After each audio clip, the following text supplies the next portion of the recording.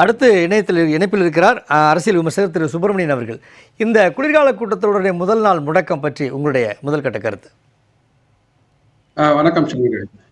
நம்ம முன்னாடியே சொல்லியிருக்கோம். ஆக்சுவலா போன வருடம் கூட இந்த மாதிரி ஒரு விவாதத்துல இந்த மாதிரி பாராளுமன்றத்தில் அமளிகள் வந்த போது நானே நம்ம ஜெயா பிளஸ் விவகாரத்து இதுல டிபேட்ல என்ன சொன்னேன்னா, ஏதாவது ஒரு பார்லிமெண்ட் தொடர் கூட்ட போறாங்க அப்படின்னா அதற்கு முந்தின நாள் இல்ல அதற்கு முந்தின நாள் 2 நாளுக்கு முன்னாடியாவது ஏதாவது ஒரு விவகாரத்தை பொதுவெளியில கசிய விடுவார்கள், பாராளுமன்றத்தை முடக்க நினைப்பார்கள்.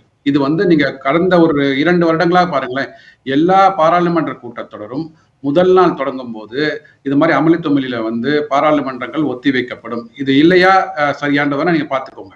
சரி, அதாவது இப்போ இன்னைக்கு தமிழ்நாட்டில் எடுத்துக்கோங்களேன். அதாவது இப்ப நீங்க அதானியை பத்தி கேள்வி கேட்கறாங்க, அங்க பதில் அளிக்கலன்னு சொல்றீங்க இல்லையா?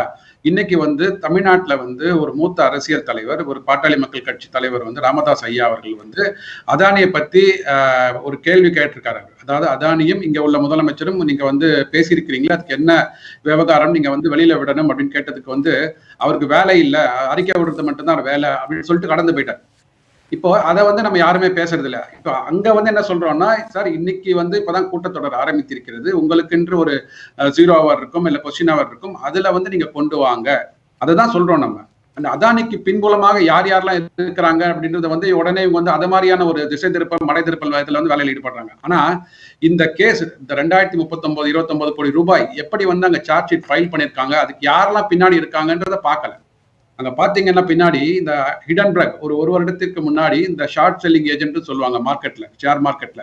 அதாவது ஒரு கம்பெனியை பத்தி ஒரு தவறான செய்தியை பரவி அந்த கம்பெனியோட விலை கீழே விழுந்தப்புறம் நிறைய ஷேரை வாங்கி அது உயரும் போது அந்த விலையில லாபம் கொள்ளுகின்ற அவங்க பேர் ஷார்ட் செல்லிங் ஏஜென்ட் அப்படின்னு சொல்லுவாங்க. அந்த மாதிரி ஒரு நிறுவனத்தை நடத்துவர் தான் ஜார்ஜ் சோரோஸ்.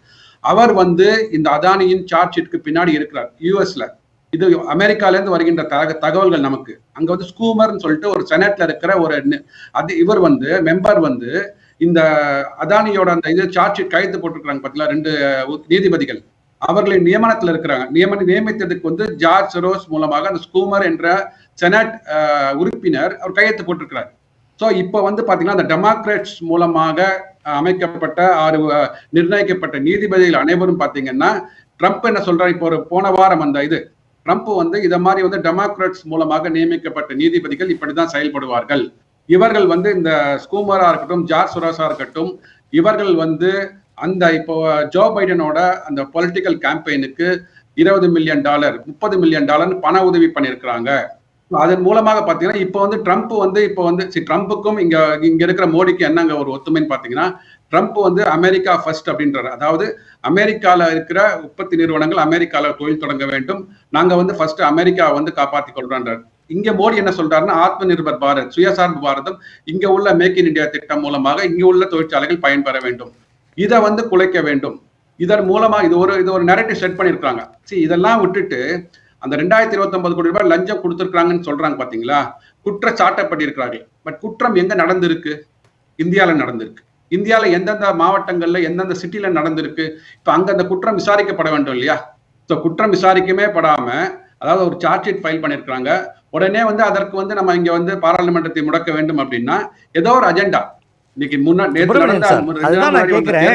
பாராளுமன்றத்தை முடக்கிருச்சு எதிர்கட்சிகள், முடக்கிருச்சுன்னா முடக்கிறதுக்கு காரணம் எதிர்கட்சிகள் மட்டுமா, ஆளுங்கட்சியுமா?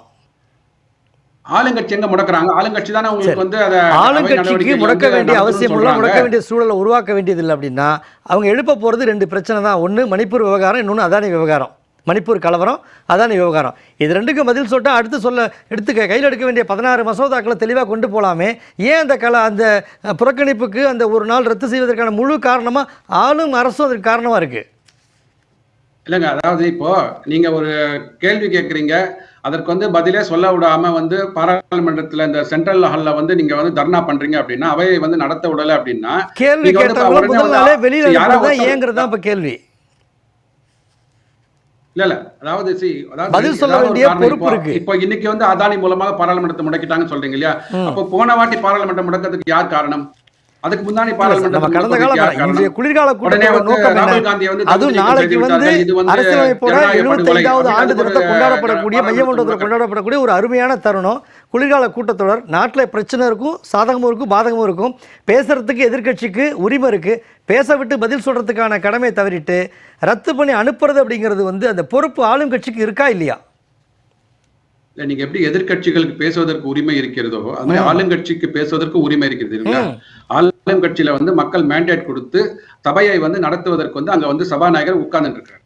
ஸோ அவர்கிட்ட வந்து அஜெண்டா இருக்குது. எந்த அஜெண்டா மூலமாக எப்படி நடத்தணுன்றது உங்களுக்கு ஒரு புரோட்டோகால் இருக்கு. நீங்க அதை மீறிட்டு நான் நினைக்கிறதா நீங்க வந்து எடுத்துக்கணும், நான் நினைக்கிறதா நீங்க பேசணும் அப்படின்ற போது அவையை வந்து நீங்க வந்து திசை திருப்புவத மாதிரி இருக்காதா? எங்க ஒரு ஒரு ஒரு குற்றச்சாட்டு என்பது சப்ஜுடைஸாக இருக்கிறது. ஒரு நீதிமன்றத்துல, அமெரிக்காவில் உள்ள நீதிமன்றத்துல வந்து அது முறையீடு குற்றச்சாட்டு வந்து முறையீடு செய்யப்பட்டிருக்கிறது. இப்ப அதுல இருந்து வந்து தரவுகள் வந்து அதுக்கப்புறமா அடுத்த கட்ட நடவடிக்கைன்னு சொல்லிட்டு அமெரிக்கா நீதிமன்றம் என்ன சொல்றாங்களோ அதற்கப்புறமாக தவறு என்றால் தண்டிக்கப்பட வேண்டும். எதிர்க்கட்சிகள் திசை திருப்பதாகவே இருக்கட்டும். ஆனா நேர் திசை கொண்டு வர வேண்டிய பொறுப்பு ஆளும் கட்சிக்கு இருக்கும்போது அவங்களும் அதுக்கு தகுந்த மாதிரி அவங்களை வெளில அனுப்பிச்சிட்டு அவையை முடக்கிறதுக்கு அப்ப அரசும் பொறுப்பு தானே ஆகுது. இல்ல அரசுக்கு வந்து நீங்க இப்போ இன்னைக்கு ஏற்பட்ட அந்த குற்றச்சாட்டுல வந்து அரசுக்கு வந்து உரிய ஆவணங்கள் கிடைச்சாதானே வந்து அடுத்த இதுக்கு டிஸ்கஷன் போக முடியும்.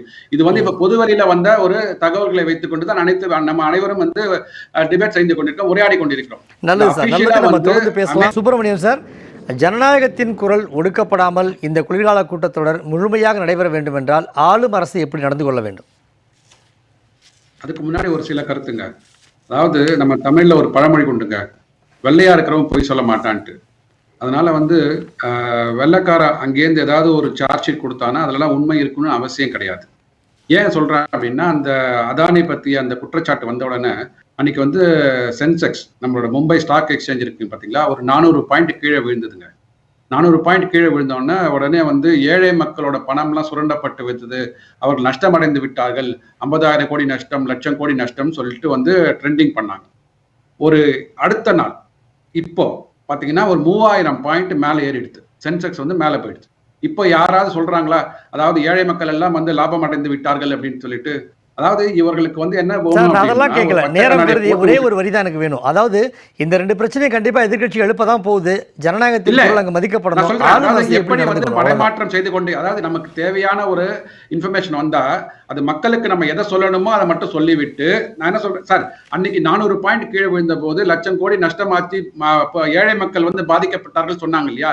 இன்னைக்கு 2000 பாயிண்ட் ஏறி இருக்குது இல்லையா? மக்கள் வந்து லாபம் அடைந்து விட்டார்கள், ஏன் சொல்றதுக்கு மனம் வரவில்லை? அதுதான் என்னோட கேள்வி.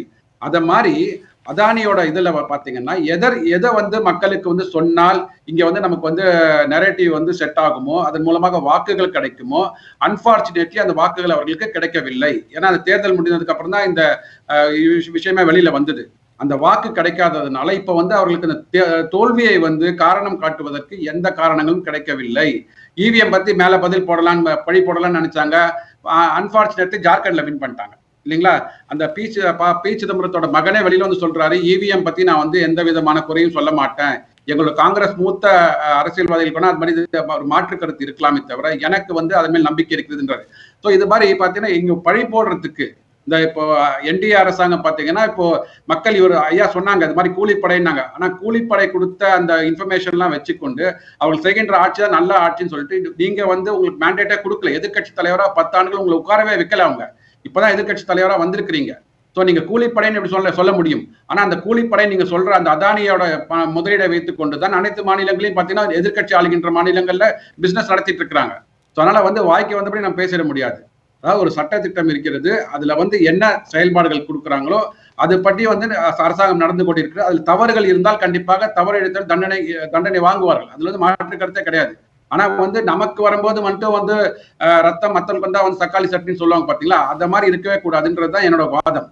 அதாவது இன்னைக்கு பாத்தீங்கன்னா பாராளுமன்றத்தை முடக்கினது நல்லது சார், நல்லது. ஒரு நல்ல தலைப்புல பாராளுமன்றம் முடக்கப்படக்கூடிய இந்த நாள்ல வந்து விவாதிக்க மனமில்லையா, விவாதிக்க விடவில்லையாங்கிற கோணத்துல வந்து நம்ம கேள்விகள் எழுப்பியிருந்தோம். அது தொடர்பான கருத்துக்களை அரங்கத்தின் வழியாகவும் இணையத்தின் வழியாகவும் தங்களுடைய கருத்துக்களை செய்வாங்க. அவங்களுக்கு எதுக்குங்க இது? அவங்களுக்கு ஆப்பர்ச்சுனிட்டி தானே, நீங்க அவங்க ஆப்பர்ச்சுனிட்டி ஏன் கொடுக்குறீங்கன்னு நான் சொல்றேன்.